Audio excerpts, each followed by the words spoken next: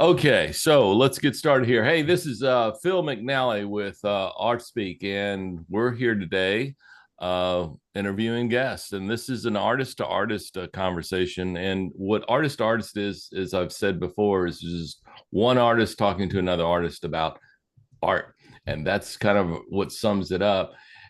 So, what we have today is a person who is across the waters, and she's over in England, and her name is Jeannine Close. Hello, Jeannine. Hi, Bill. Thanks so Thanks. much for having me. Oh, absolutely. That's what we're here for, is just to get people out of bed and get them on the get them on the line and say, People hey, need to get what? out of bed. Yeah, they all need to get out of bed. So Jeannine is an artist. She is an abstract artist, and we'll get a little bit more into that. And she's her art is good. Now, most people understand that most of my podcasts have been pretty much normal art in a way, not really abstract. And this is going to be new for me because I don't believe we've had anybody on that's been completely abstract. And this is kind of interesting. So I'm a newbie, and we're going to go with Jeannine and see where she takes us. So, Jeannine, why don't you go ahead and get started on your I looked at your about page on your website, and you came from basically kind of an abstract kind of world in the first place. Sort So, of, yes. yeah, give us your I background. I have a design background, so I originally studied fashion design, which obviously is still creative, but where I studied, it was in Germany. I'm originally from Germany. It was very art focused, so we had a lot of painting lessons and drawing lessons, and even to get into design school, you have to do a lot of drawing and painting first. So I already had that kind of in me. And after a few years working in fashion, I decided it's not for me and changed my mind. And I moved on to interior design. So I worked for like a high profile architecture company, quite corporate, but it was mainly designing big luxury hotels, and it felt very glamorous. Obviously, the day-to-day job is not very glamorous, but I very much enjoyed it. But at some point, there just came a point where I thought I really want to get more into back into the just creating exactly what I want to create without any restrictions, without any brief from a client that constantly keeps changing. So if you paint a painting, then it's completely up to you what you create in that. And that's also what drew me to abstract work, because when I first started getting back into painting, it was that I didn't really know what to paint. If you paint representationally, you need something to represent. And I never knew, I didn't really find a subject that I was really interested in. So only when once I started trying to paint abstractly, is when I really fell in love with painting. Um, So you're on that. If you do interior decorating, I mean, isn't interior decorating for, I mean, large hotels, you said, is that, I guess, kind of what is that mostly abstract anyway? I mean, do you see a Sort lot of of. It's representational paintings, Well, the or thing is, it's all about design principles. Design, obviously, it's about the color and the proportions, and it's not and how it matches the room, right? exactly, yeah, or Okay, how all right. it's mainly about, especially interior design, well, fashion as well, any design. Um, it's about like a concept or a feeling you want to portray, Hmm. which is usually quite abstract. For example, somebody wants a light and calm room Hmm. um, that's connected to where it's based, let's say in the Middle East by the sea, and you pick elements from all of that and put it into a design, um, which is very much abstract and a bit what abstract artists like, especially the way I paint is very intuitively. So I only start with a general concept, which Hmm. I guess help my design backgrounds very much helps with that. Yeah. But it's very loose, so I usually just um, let's say I want my paintings to feel spacious, and um, I usually also start out with a color palette. I find that really helps to restrict the decisions you have to make along the way, because abstract is obviously so free, you could do anything. So if you have a few restrictions in place to start with, then it's easier to be creative with the other parts. Okay. So going back to this hotel thing and interior design of that, were you doing the furniture too and everything else in a room, or were you just doing the paintings itself? As No, no, not, we were not, not, doing not, the not, yeah, not doing the paintings, but I mean, picking out the paintings picking. and stuff We like weren't actually picking the paintings, unfortunately. We usually work with art consultants that then pick the paintings for us because the projects are so big. There's a huge amount of art involved. So it would have been, yeah, you need a separate professional person to do that. So we were doing the floor plan because it was an architecture company and we were um, basically the design division within that company. So often we would collaborate and work on projects that the architects had designed. Sometimes they were that. external architects. And then we basically have a blank room, like the shape of a room. Most of them were new built as well, which is a little bit different to renovating. For renovating, you already have a bit more, yeah, more parameters set. So you just have like a square box most of the time with white walls, and you do the room layout, pick all the finishes, the sanitary fittings, the furniture, the fabrics, everything. Oh my gosh. Oh my gosh. So the room is your canvas. Basically, exactly. Yeah. Just go do your thing and put it out there. So I guess you would have to have I mean you're working with separate companies, I guess, and consultants. And coming from a background of business myself, I mean, that can get kind of strange, I'm sure, at times, as far as we want this and then we want that, and then oh, that won't do, and this will is what we got to Yes. do, And now we've changed modify. our mind and we want something completely different. All Scrap that whole idea. Let's part of go the on. process. That's right. All part of the process. So it was a patient job, right? You had to be very It patient with was, yes. everybody. Yeah, I'm Fun but sure. patient. Fun but patient. It helps that I'm quite a patient person in general. So you said Mid East, or you were doing stuff in different parts of In the Middle different East a countries, lot, yes. Middle East. Yeah. Mm. But you're in England, right? You're off of the Yes. coast. And what is the name of your town?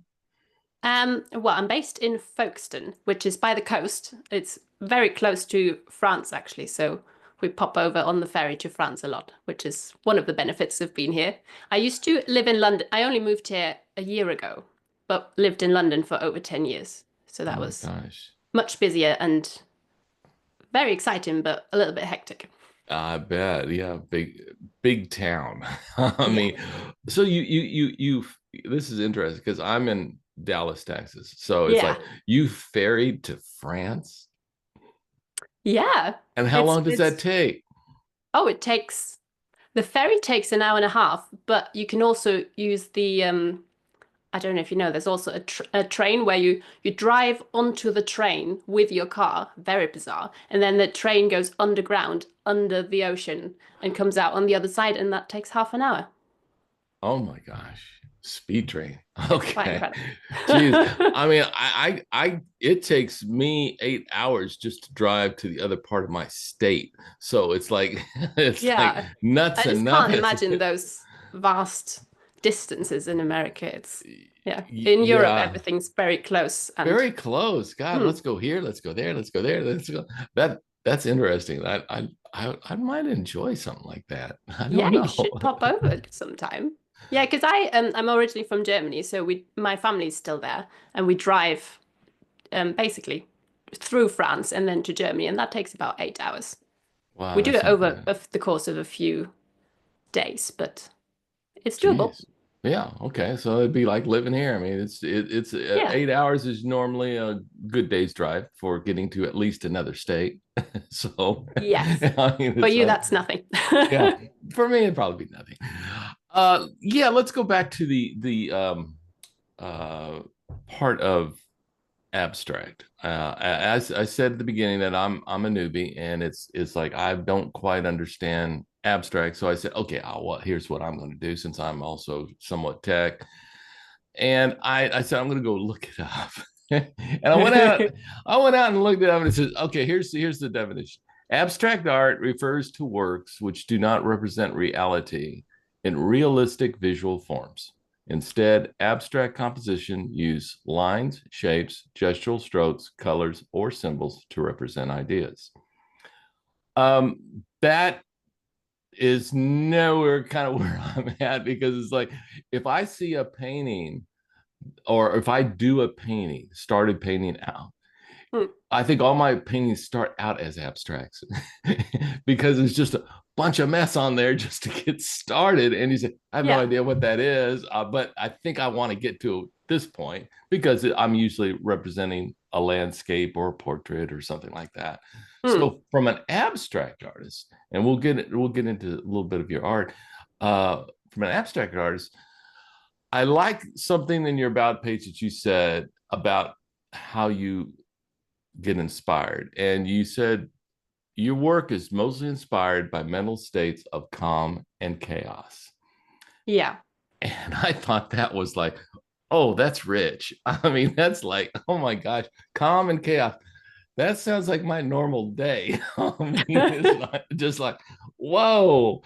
So and then I started looking at some of your YouTube videos and stuff like that, as far as how you go through things and stuff. And it's very interesting. I'll bring up a little story. I went to an art event one time not too long ago, and I came across a tent with a person in there who did a lady who did abstract art, and it she had one piece that was on the tent side, and I looked at that and I said, how did you get to do that? What was going through your brain when you were putting that on there? And she couldn't quite define it well enough. And of course, being asked a question like that, she was looking at me kind of weird anyway. So it was like, okay. But she said it just it emanates. It just eventually comes out, and I think that's kind Yeah. of where I see you throw the same as a representational painting, a lot of stuff on the canvas Hmm. at first, and then you draw. Is this correct? You draw to that sense of where you want this to be. Yeah, absolutely. So I start, like you say, basically throwing paint at the canvas, which sounds not very professional, but in a way it is. Um, so I start just, yeah, I put paint on the canvas, and then I basically step back and evaluate. So I look, like I said, I start out with kind of a very vague concept of spaciousness, little bits of energy, which kind of represents what that calm and chaos represents. The energetic markers are the chaos part, and then the spacious areas are where your eye can rest. It's the calm areas. And then you step back and evaluate, is the composition kind of working? Do I need a darker color here? Um, does it feel calm? Do I have enough energy? Is there too much energy? And then I go back in and edit. So let's say it's too chaotic. So I go over and basically erase a lot of what's on the canvas, just paint over it. And Mm. I do that a little bit, um, thinking what I want to do, but then I also go back intuitively and just throw paint on the canvas again, make marks almost randomly. Um, and then it's just a constant back and forth between adding things intuitively and then stepping back and thinking about what am I doing? Is this going where I want it to go? That yeah, because I saw one of your videos, and it was like you had a painting, you had basically had two paintings, but you went after one and you said, I'm going to completely go over this painting. Yeah. And you took a brush and just started. I mean, to me, abstract is just, how you see it and how you take it in. I couldn't believe that you're doing it. But then again, I've seen other artists do this too. I've seen a Mm. representational artist who had just a beautiful landscape piece or whatever, and or city street scene, and got this big old brush, put white on it, and it Yeah, won't. it's And scary. well, it's scary to see. It's Yeah. scary to just actually why, because the first question comes in mind, why did you do that?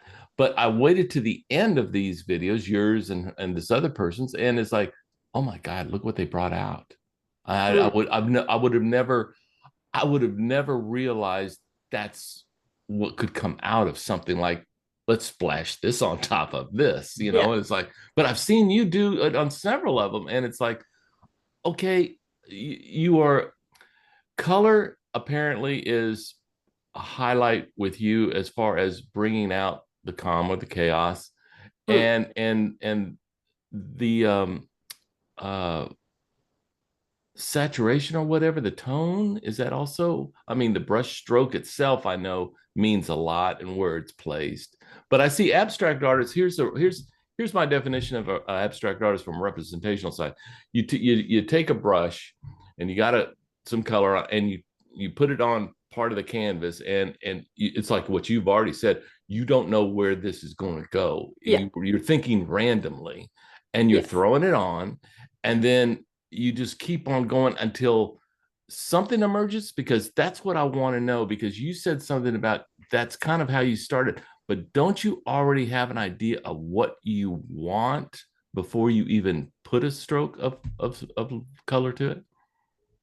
I do subconsciously, but I think while I've got the brush in my hand, nothing, or most of the time, it's not a conscious mark. It probably comes through subconsciously because I already know what I want the painting to be. Okay, so right there, what would you want a painting to be? Let's say the you what are your ideas of what you want to paint? Because representational wise, it's usually done by a photo reference. Okay, I've got a landscape, I've got a river, Yeah. da da da, bum bum bum bum. But if you already know kind of what the painting, what is like, are you thinking in terms of a reference like a I don't know, like I said, a landscape or something like that? Or is it something other else going in your mind saying, I want a blue square here, and then I want a round circle here of red? I mean, kind of where does that take you when you, the starting part is what gets me.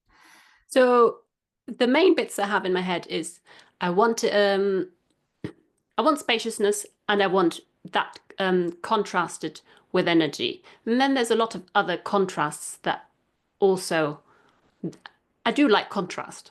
So Okay. let's say muted colors against brighter little glimpses of color and small marks against larger, more expansive marks, and then soft gradients combined with a little bit more obvious, harsher edges. Um, So you kind of have those in kind of categories in your head as far as this is kind of where I want this to go, the soft marks, the yeah, larger marks. I'll pull from that toolbox and bring it over here on this because I know how to yeah. use that. So, but It's just something that I'm used to doing all the time, so that kind of comes out. okay, okay, yeah. You're, and this goes back to your interior design, fashion design kind of brain set, as far Mm. as it was all based upon color and where they line up together, complementary or whatever, and consistency, and the loud ones versus the soft ones, kind Yeah, of. and creating that balance to make none of them be too um, dominant. Okay, so I also wanted to find out about abstract art, and I when I said, what types of abstract art are there?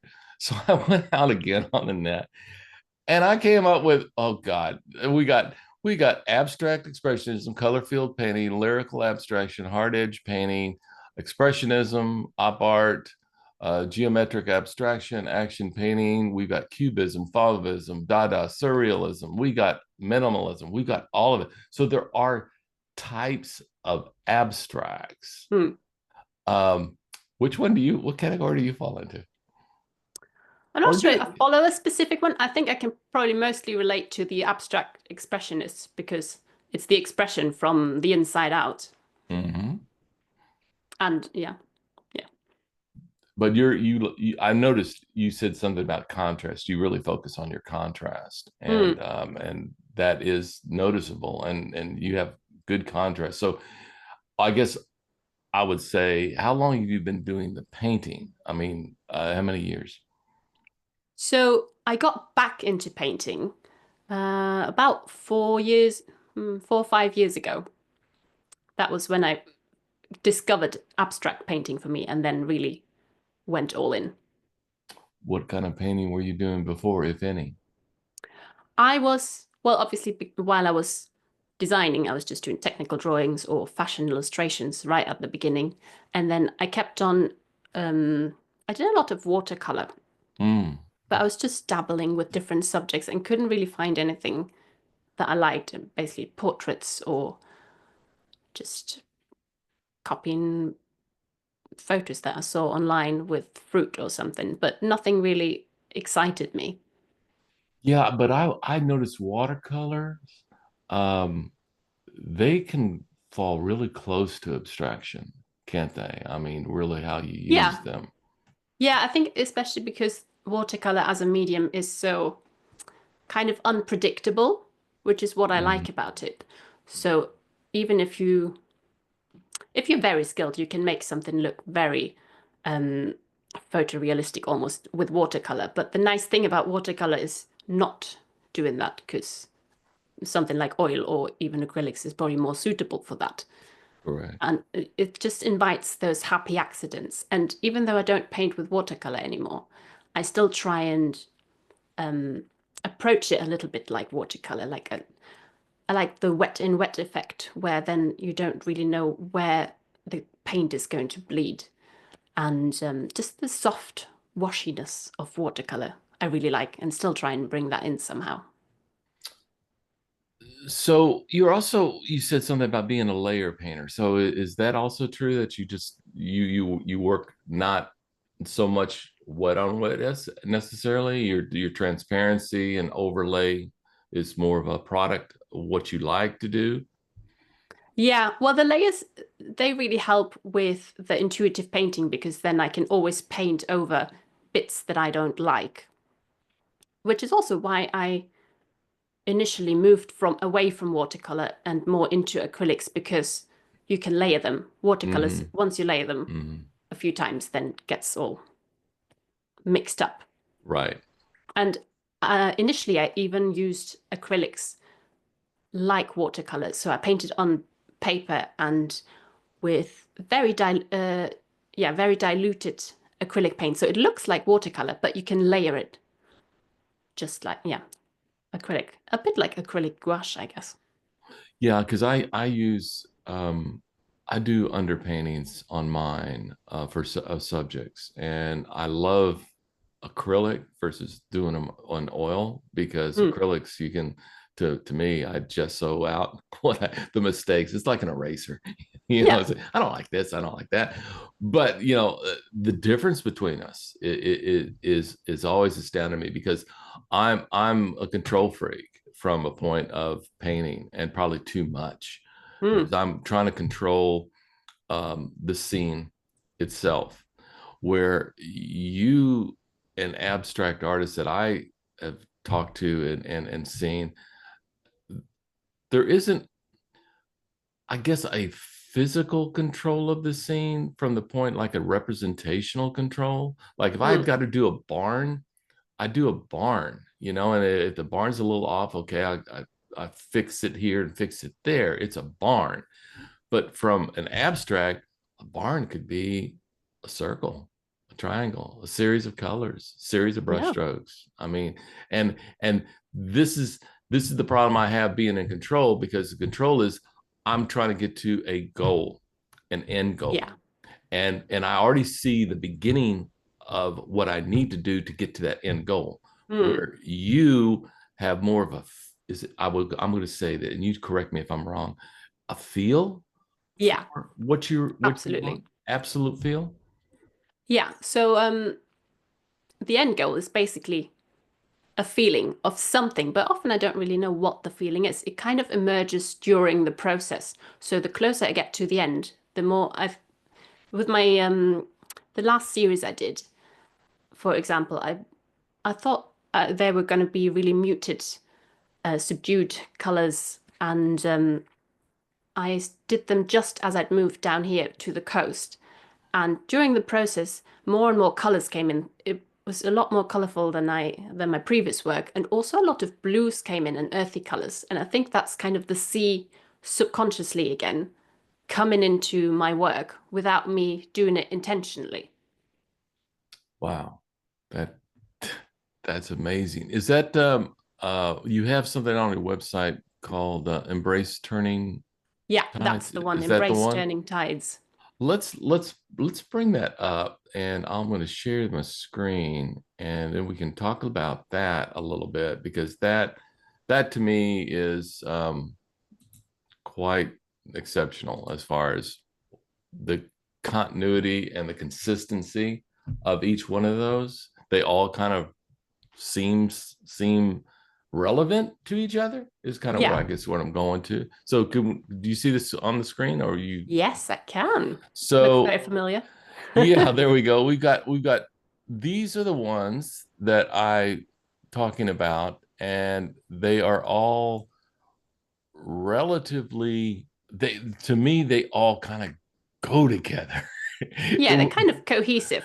I think Right. that's happens mainly because I do work in a series. So all of these paintings, even though they're different sizes, I painted them in the same kind of space of time. So I work on one painting, then I um, put it aside, work on a different one, and then I'll go back over the other one and layer another layer. So while one dries, I can move on to another one. And sometimes I'll leave one painting for a couple of weeks even and don't touch it while I work on others.